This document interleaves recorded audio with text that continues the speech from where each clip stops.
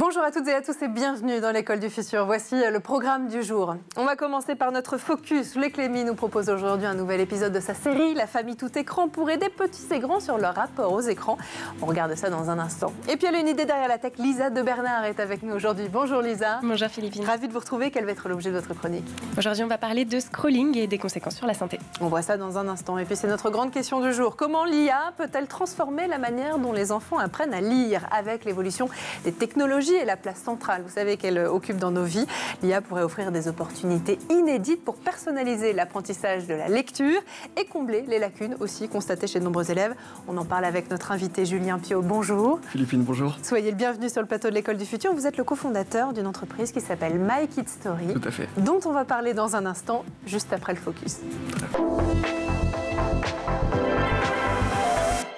Et on va commencer par regarder un nouvel épisode de votre série préférée, La famille tout écran, qui nous est proposée par le Clémy, avec aujourd'hui un focus sur le partage d'images et la responsabilité, évidemment, qui en découle.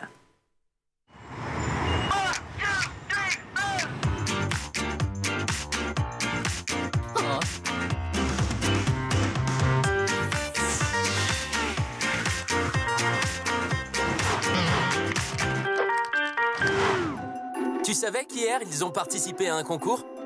Ah, lequel? Un concours sur Internet pour élire la plus belle photo de gâteau fait en famille. Allez, on se bouge là, on s'agite là, on reste pas en place. On se focalise sur l'objectif. Et un objectif, ça se fixe et ça s'atteint. Papa, il a toujours été comme ça. C'était pire à notre mariage. Appliquez-vous sur le glaçage, là, il faut que ça brille. Moi. Je veux du merveilleux, je veux qu'on leur donne envie de le dévorer. Quand est-ce qu'on mange chez Gâteau? Pas tout de suite, ma chérie, il est pas encore tout à fait prêt. Bon, allez, on se remotive, c'est la dernière ligne droite avant la photo. Tu peux prendre les copeaux de chocolat. Attention, ça glisse. Y a pas assez de décoration là. Dépêchez-vous. Rajoute des cœurs en sucre. Ah, là, c'est parfait pour la photo. Attention! Tu veux voir la photo? Carrément. Oh, passe-la moi en Wi-Fi. Le pire, c'est qu'ils ont gagné. Voilà, on m'accuse souvent de plein de choses, mais ce n'est pas de ma faute si on ne m'utilise pas bien. Je peux être un très bon moyen de passer de super moments en famille. Je peux vous apprendre plein de choses. Il faut juste savoir m'éteindre ou me mettre en veille quand il le faut. Allez, maintenant on attaque le concours du plus beau jardin. Allez, autre chose maintenant. Pourquoi les histoires sont-elles un outil si puissant dans le développement cognitif et émotionnel des enfants? Parce que depuis des siècles, les récits captivent évidemment l'imagination des plus jeunes, tout en favorisant aussi leur compréhension du monde, leur langage ou encore leur empathie. On va essayer de comprendre du coup ensemble le rôle que les histoires peuvent jouer justement dans l'apprentissage de la lecture et leur bouleversement par l'intelligence artificielle et la technologie. On en parle tout de suite dans la première partie du talk. Et donc aujourd'hui à nos côtés et en plateau pour en parler, Julien Piot, vous êtes le cofondateur de My Kid Story. Alors peut-être avant de démarrer dans le vif du sujet, pour celles et ceux qui ne connaissent pas My Kid Story, est-ce que vous voulez bien le présenter ? Oui, bien sûr. Alors, My Kid Story, c'est une entreprise à destination des enfants qui mêle en fait éducation et divertissement et qui a pour but de redonner en fait le goût de l'apprentissage et de la lecture au travers d'histoires vraiment personnalisées. C'est-à-dire qu'en d'autres termes, vous pouvez vous rendre sur notre site et vous avez un formulaire dans lequel vous allez indiquer le prénom de l'enfant, dans lequel vous allez indiquer son âge afin que le style narratif, la complexité du vocabulaire et la longueur des textes soient adaptés. Vous allez ajouter une photo pour que les illustrations en fait dessinent le héros qui va ressembler en tout point à votre enfant. Et enfin, vous ajoutez donc tout ce qui va être des éléments de contexte et de personnalisation qui va servir de fil directeur en fait à l'histoire. Donc on peut créer sa propre histoire vraiment personnalisée effectivement grâce à My Kid Story. Ça se passe sur une application, c'est ça? Alors ça se passe sur un site internet mais qui est accessible depuis tout type d'appareil. Merveilleux. Ça s'adresse à tout le monde. Près d'un enfant sur deux n'atteint pas le niveau de lecture, Julien, requis en début de primaire selon l'enquête PISA 2022. La faute à quoi, selon vous? Justement, ce manque de personnalisation d'histoire qui fait que les enfants, ça les intéresse un peu moins quand ça ne les concerne pas? Ouais. Alors, la faute à quoi? Je pense qu'il y a plusieurs facteurs. Encore une fois, c'est beaucoup de suppositions. On pense notamment que le système éducatif a de plus en plus de lacunes. Par exemple, l'absentéisme de professeurs, par exemple aussi certaines inégalités qui fait que l'enfant a peut-être moins accès aux livres. Enfin, certains enfants ont peut-être moins accès aux livres que d'autres. Et de ce fait-là, on veut vraiment travailler dessus et pouvoir susciter l'intérêt et redonner le goût de la lecture à tout type d'enfant. Donc pour vous, effectivement, la personnalisation, en tout cas des histoires, c'est l'un des éléments clés qui pourrait nous permettre de progresser dans des évaluations internationales comme PISA et puis de faire aimer la lecture aux enfants. Bien sûr, parce que nous, on est convaincus que depuis tout temps, les enfants adorent apprendre par les histoires. Et également, la personnalisation, c'est un outil formidable pour permettre aux enfants, justement, de s'approprier les histoires et de susciter, en fait, leur intérêt. Leur intérêt. Alors, les histoires, est-ce que, comme je l'ai dit en introduction, pour vous, c'est un vrai outil d'une puissance dont on n'a pas forcément connaissance dans le développement cognitif des enfants? Est-ce que ça a des effets concrets sur l'apprentissage du langage ou encore leur créativité, par exemple? Bien sûr. Parce que, donc, certes, on remarque que certains enfants, en fait, ont un baisse de niveau de lecture, ça on le voit. Cependant, ces mêmes enfants ont une vivacité d'esprit et une imagination qui est toujours débordante. Et ces esprits-là, du coup, ont besoin d'être titillés, des histoires dont les enfants peuvent s'approprier. Typiquement, en fait, justement, ça stimule leur créativité et c'est un effet bénéfique pour l'apprentissage. Ça crée des souvenirs aussi. Ouais. C'était quoi votre histoire préférée, Elisa, quand vous étiez plus petite, qu'on pouvait vous raconter? Est-ce que vous en avez quelques souvenirs? Alors, moi, c'était les Monsieur et Madame. Et c'était Madame énervée. Ou c'était Monsieur énervé. C'est vrai. Mais l'un des deux. Ce qui ne me va pas, parce que je suis rarement énervée. C'est sûr, pour vous connaître, vous êtes rarement énervé. Et, voilà, et vous, Julien? Tous en mémoire, justement, des histoires qui nous ont marqués étant enfants. Moi, justement, étant petit, il y avait déjà un concept d'histoire personnalisée, alors, où, en fait, c'était simplement le prénom, mais qui permettait, et puis c'était des histoires préfaites. Mais justement, moi, j'ai le souvenir de ce type d'histoire qui m'avait marqué. Et maintenant encore, c'est l'histoire qui me vient en premier quand on me demande mes histoires préférées étant enfant. Ouais. Et donc cette société, My Kid Story, ça vient quand même de quelque part. Donc de cette personnalisation que vous avez vécue et ce qui vous a peut-être fait aimer la lecture. Oui, tout à fait. Et puis maintenant, c'est avec les outils d'aujourd'hui, notamment l'intelligence artificielle, la technologie, on peut rendre ça, enfin, on peut démultiplier cette personnalisation. Déjà d'un point de vue, d'un point de vue d'adaptabilité du texte par rapport à l'âge de l'enfant, mais également, comme je vous l'ai dit, dans les illustrations, pour avoir un héros qui va ressembler à votre enfant, et également pour intégrer en fait pleinement votre enfant dans les histoires. L'intelligence artificielle, c'est donc une révolution chez My Kid Story. Ça vous permet aussi de vous adapter à différents groupes d'âge, à différents niveaux de lecture. Est-ce que vous proposez, par exemple, des récits spécifiques à chaque étape de développement des enfants ? Oui, alors, tout d'abord, ce qu'on fait, c'est que, comme je vous l'ai dit, donc le style narratif, la complexité du vocabulaire et la longueur des textes est adapté par rapport à des segments d'âge d'enfants. Nous, typiquement, on a 3 segments d'âge majeurs chez les enfants qui va être les 3 à 6 ans. Donc quand l'enfant ne sait pas encore lire et va être confronté à ses premières histoires, ou bien souvent ça va être le parent qui va lui lire l'histoire. Ensuite, on va avoir le segment plutôt 6-10 ans, où l'enfant sait lire, mais l'enfant a peut-être besoin de développer son vocabulaire, de développer un peu plus de compréhension de la lecture en elle-même.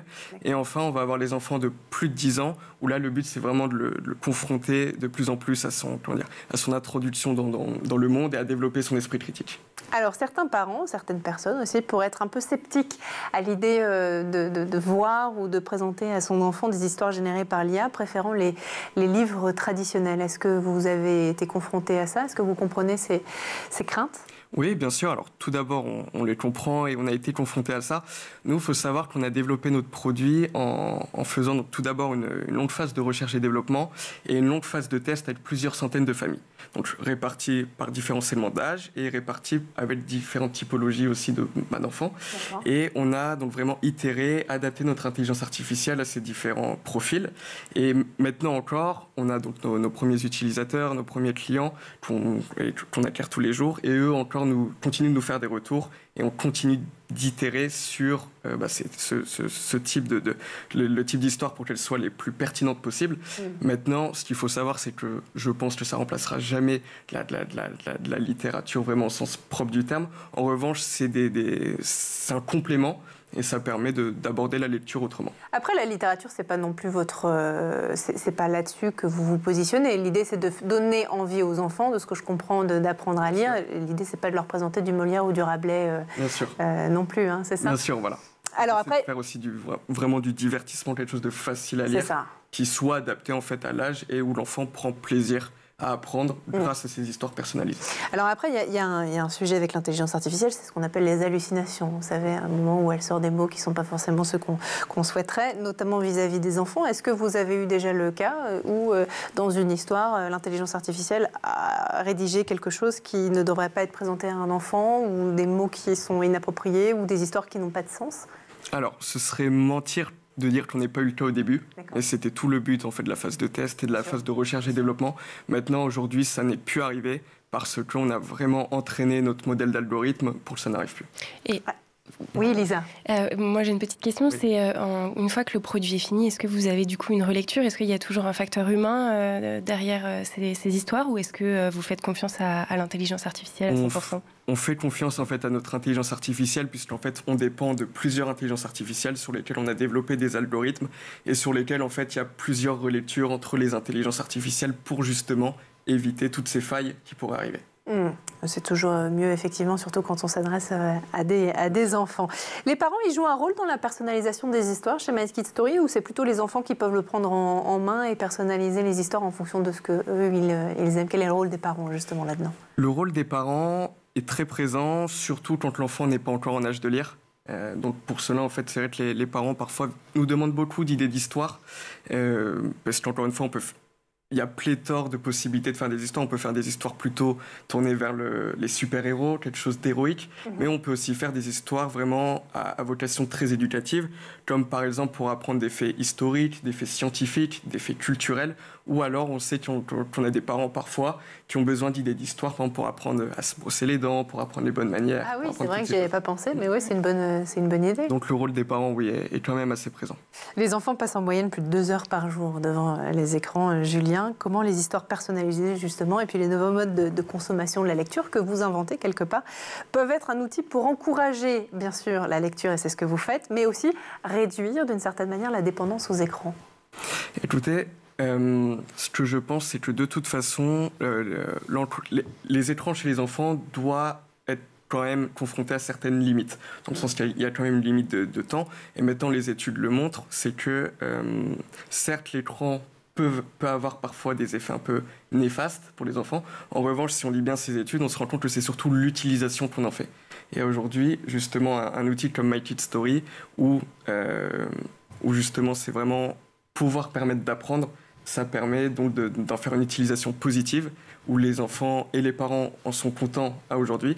Et on a également pensé pour la partie, parce que c'est vrai parfois il y avait certaines craintes des parents par rapport à ce que ça peut abîmer les yeux. Bien sûr, on peut comprendre. Voilà. Ouais. Donc c'est vrai qu'on a travaillé avec beaucoup de spécialistes pour avoir une typographie adaptée, pour avoir un espacement de texte également pensé, et une couleur de fond d'écran, donc sur le support, qui soit adapté pour les yeux de l'enfant. Pour éviter effectivement que les yeux s'abîment. Et si je peux ajouter quelque chose, c'est que My Kids Story, l'expérience utilisateur première se fait sur le numérique, mais on propose également la version physique des livres. Qu'on peut imprimer du coup? Oui, tout à fait. Vous pouvez faire l'impression. Donc on personnalise l'histoire et ensuite on peut l'imprimer et la recevoir chez nous pour la raconter aux enfants. Tout à fait. Bon, tout ceci est merveilleux. On va continuer à en parler dans un instant si vous le voulez bien, Julien. D'abord, on va faire un petit tour du côté de la planète tech. Images et vidéos, c'est le Zap et c'est l'œil de Jean Martineau.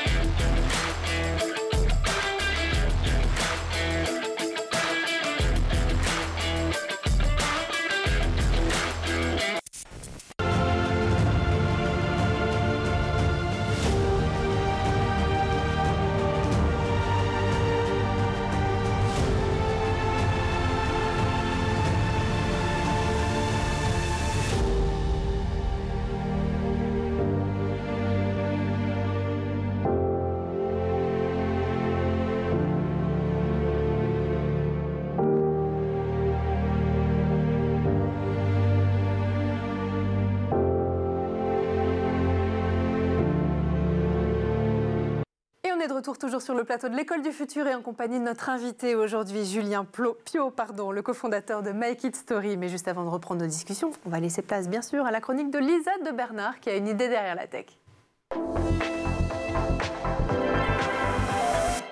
Lisa, on va s'intéresser avec vous aujourd'hui à une tendance qui nous concerne tous ou presque depuis des années déjà, le scrolling, dont vous allez nous donner une définition dans un instant. Mais d'abord, c'est une pratique qui n'est pas aussi inoffensive qu'il n'y paraît. Et oui, scroller Philippines, eh bien, c'est tout simplement le fait de faire défiler du contenu sur son téléphone, sur son ordinateur ou sur sa tablette sans avoir à appuyer dessus. C'est un petit peu en fait le successeur de l'onglet page suivante que l'on peut encore retrouver sur certains sites.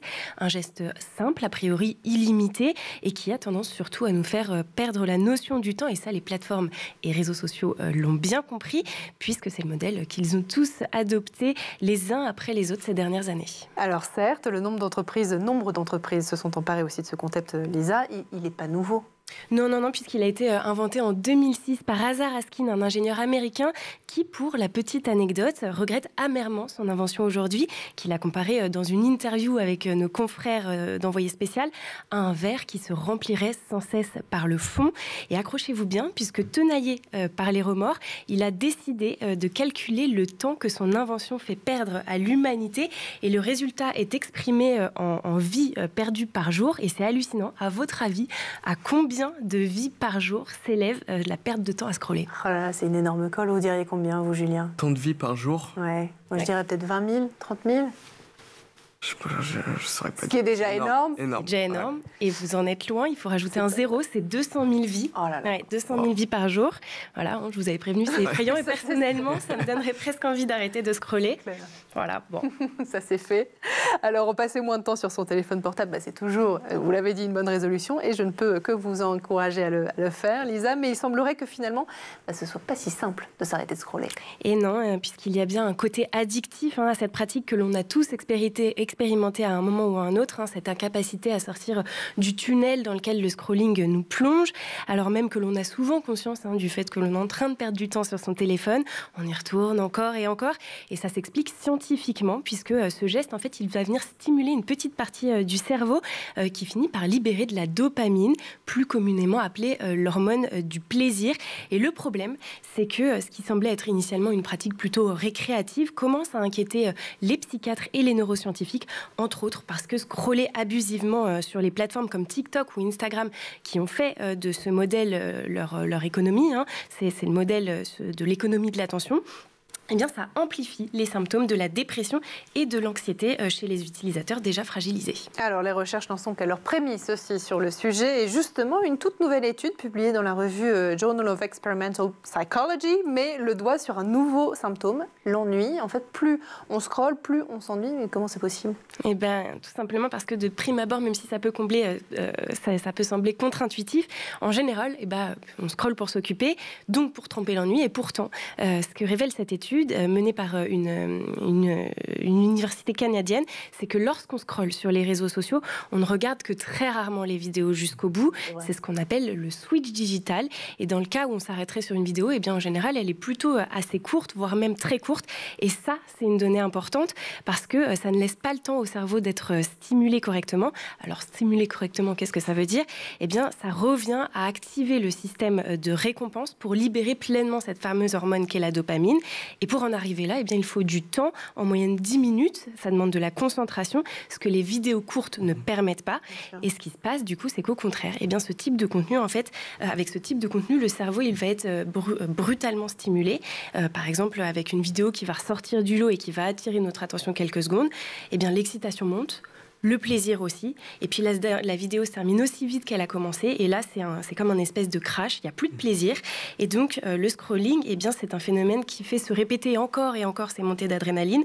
Sans qu'on s'en rende compte, ça finit par nous ennuyer. Et ça finit aussi par nous épuiser psychologiquement. Et le plus fou, c'est que cette étude, elle compare ce sentiment à ce que produisent la cigarette ou le sucre, deux produits particulièrement addictifs. Et oui, et d'où le fait que scroller ne soit pas si anodin et qu'on développe une véritable dépendance. Incroyable. Faites attention. Merci beaucoup, Lisa, en tout cas, pour cette chronique. On lance tout de suite la deuxième partie du talk.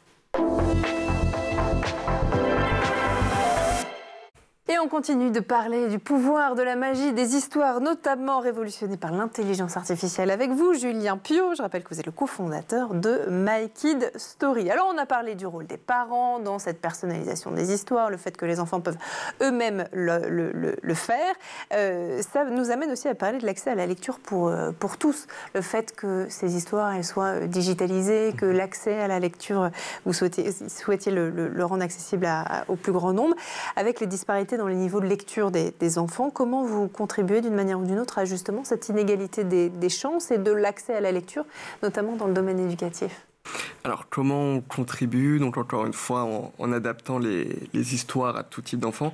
Et également, on a aussi beaucoup de parents d'enfants qui vont générer des histoires pour des enfants qui peuvent avoir un handicap.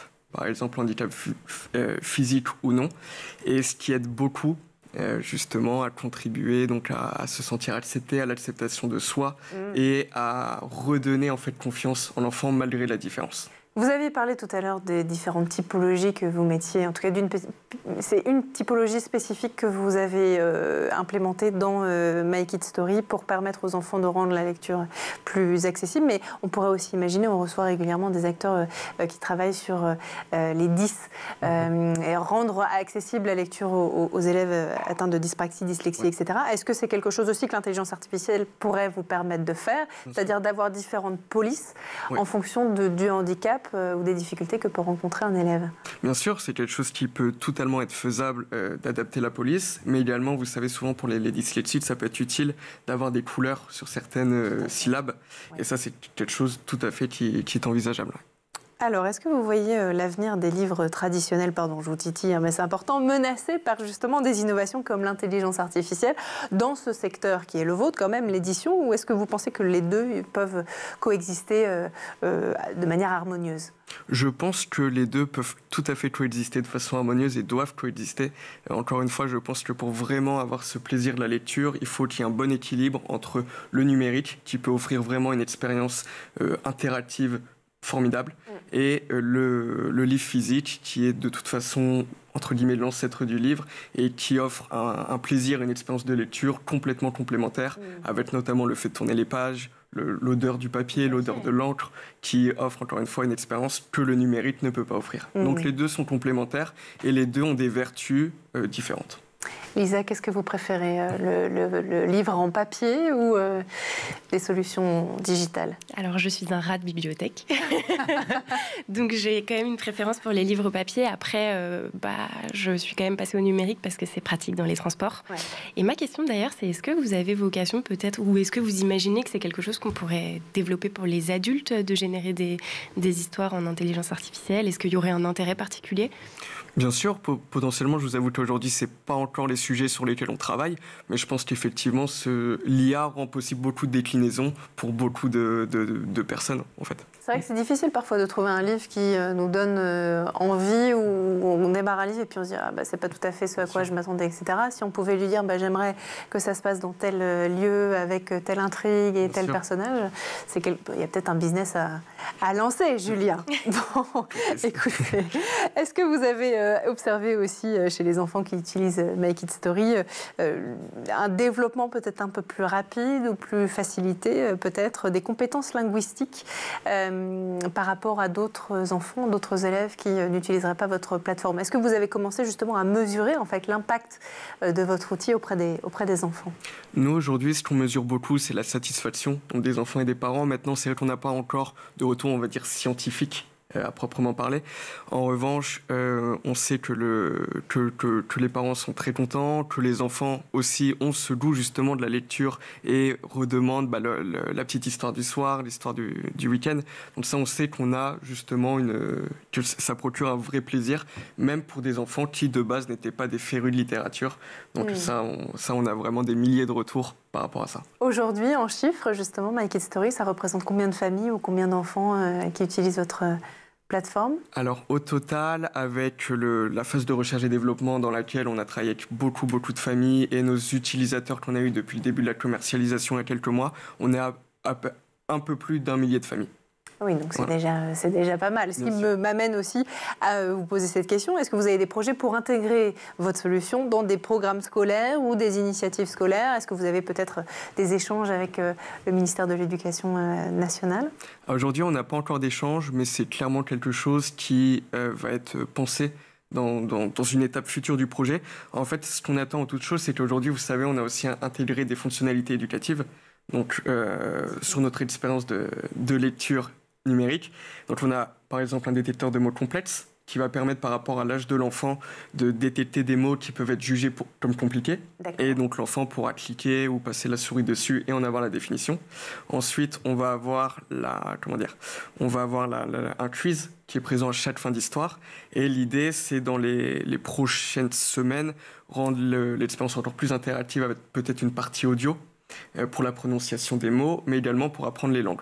Une fois qu'on aura justement des fonctionnalités vraiment complètes et qu'on aura pour chaque segment d'âge des fonctionnalités adaptées, je pense que l'idée, ce sera justement de rentrer en contact avec les acteurs de l'éducation pour proposer en fait notre solution. Oui, parce qu'en fait, vos champs d'activité sont tout de suite décuplés. On parlait de l'apprentissage des langues, ça veut dire que l'intelligence artificielle pourrait traduire les contenus proposés par les enfants et les parents et leur permettre c'est une nouvelle manière aussi, non seulement d'apprendre la lecture, mais en plus dans une langue étrangère. Bien sûr, en fait, c'est toujours l'idée de pouvoir apprendre grâce à ces histoires personnalisées. Ouais. Il y aura toujours ce concept d'histoire, mais on pourra après le décliner pour apprendre soit des langues, soit des faits scientifiques, soit des faits culturels, enfin vraiment toute possibilité. Il y a plein de choses à inventer. Est-ce que l'intelligence artificielle, c'est une chance pour l'éducation nationale? Vous travaillez quand même dans un secteur qui est celui de la EdTech, dont on parle très régulièrement ici. Est-ce que pour vous, c'est une chance? Est-ce que vous comprenez les réticences aussi des membres de la communauté éducative face à cette technologie et à tout ce qu'elle permet de faire? Notamment, on le voit avec My Kids Story, mais est-ce que pour vous, l'intelligence artificielle est une chance pour l'éducation? Bien sûr, c'est une chance. Encore une fois, ça ne doit pas remplacer les méthodes d'enseignement traditionnelles et l'humain. Mais en revanche, utiliser l'intelligence artificielle en complément ou pour aborder de façon différente certains sujets ou la lecture, c'est une réelle chance. Et quel regard vous portez sur ce marché EdTech, qui n'est pas toujours le plus simple, sur lequel entreprendre et monter une boîte? Est-ce que c'est facile? Aujourd'hui, vous êtes uniquement en France? Oui, aujourd'hui uniquement en France. Alors justement, vous connaissez bien ce secteur en France. Qu'est-ce que vous en pensez? Comment ça se passe? En quel sens? D'un point de vue économique, notamment les startups qu'on reçoit ici régulièrement nous disent on adore parce qu'il y a plein de choses à faire dans l'éducation, c'est un formidable terrain de jeu. En revanche, on a du mal à gagner de l'argent et donc très rapidement, au bout de quelques mois, quelques années, ils partent à l'étranger et parfois certains se font racheter aussi par des groupes étrangers. Est-ce que c'est quelque chose que vous vivez aussi, que vous partagez? Écoutez, nous aujourd'hui, c'est vrai qu'on est dans une démarche vraiment de se concentrer sur le produit. Donc on développe, on a la chance, c'est que My Kids Story, c'est une filiale du groupe PlayerDev, qui est une entreprise de développement web à Paris et qui permet en fait de supporter en attendant de nombreux coûts, de mettre à profit et à disposition aussi des membres de l'équipe, donc les connaissances. Ce qui fait qu'aujourd'hui, on n'est pas encore dans cette démarche de rentabilité tout de suite puisqu'on se concentre sur le produit. Maintenant, on est confiant quand même sur le marché de l'EdTech parce qu'il y a un marché et encore une fois, on est sur la technologie et je pense que si la technologie est bonne, pas de raison que ce ne soit pas prometteur à l'avenir. C'est tout ce qu'on vous souhaite. En tout cas, merci infiniment à vous, Julien Piot, d'avoir été parmi nous aujourd'hui. Je rappelle cette société donc, qui s'appelle My Kids Story, si vous voulez personnaliser les histoires de vos enfants. Merci aussi à notre chroniqueuse du jour, Lisa de Bernard, d'avoir été parmi nous.